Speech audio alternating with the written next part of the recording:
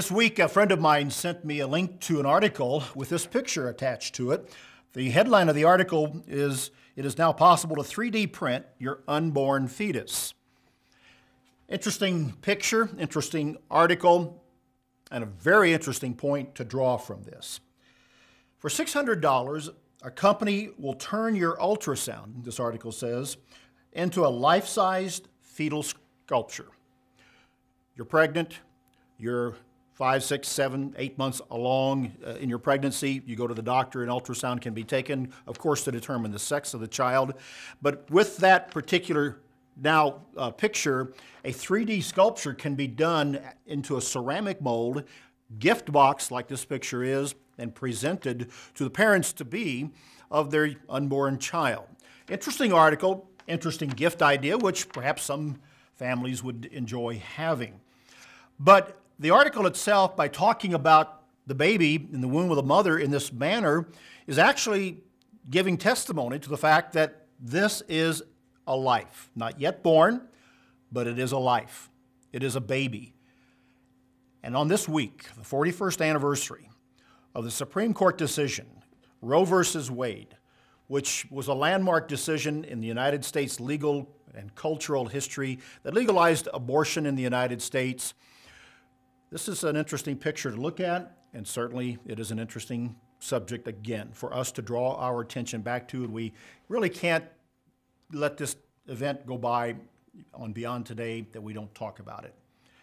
Since 1973, when Roe v. Wade was decided and abortion was legalized, some estimates have it that over 55.8 million abortions have been performed. That's an awesome number to think about. You know, in the 20th century, the Jewish Holocaust in Europe at the hands of the Nazis took over 5.8 million lives. 5.8 million lives. And that's considered the greatest atrocity of the 20th century, if perhaps in some estimations, all of history. The deliberate genocide of a race of people. 5.8 million. This figure of abortions since 1973, it's over 10 times that. No wonder some call abortion the silent Holocaust. And it does become silent because every year, I know we talk about it on Beyond Today, and we go on with other topics just as we all go about our life, and abortion has become such an event in our life that it's not even noticed. And yet, there are glimmers of hope that people are beginning to turn around. Adverse publicity last year with an abortion doctor in Philadelphia and the gruesome activities that he was conducting in his abortion clinic brought to mind exactly what is taking place, and it is the murder of unborn children, unborn lives. And every year there are the poignant blogs and reminiscences of a lost generation. 55.8 million people, that's how many people, how many friends, how many children? How many co-workers would that be now, all these years later, 41 years later, would that be, and what would they have contributed to the human story? The President of the United States this week made a proclamation, a statement concerning the Supreme Court ruling of Roe v. Wade. Here's what he wrote. "Today we reflect on the 41st anniversary of the Supreme Court decision in Roe v. Wade. We recommit ourselves to the decision's guiding principle that every woman should be able to make her own choices about her body and her health."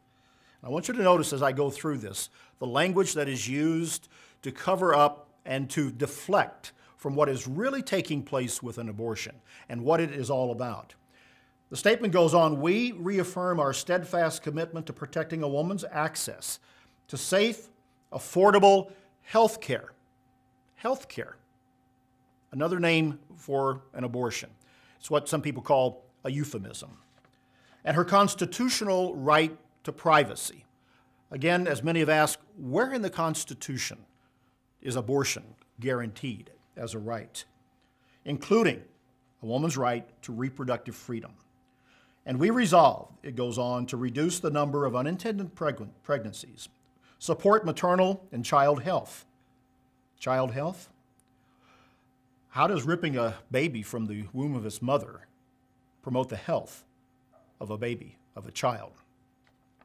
going on, and continue to build safe and healthy communities for all our children. 55.8 million children didn't make it out of their mother's womb in the last 41 years. How have we created a safe community for this lost generation? The statement concludes, because this is a country where everyone deserves the same freedom and opportunities to fulfill their dreams. I submit that the unborn children of anyone have a right to fulfill their dreams as well, and to a safe community, and to health, and actually to life.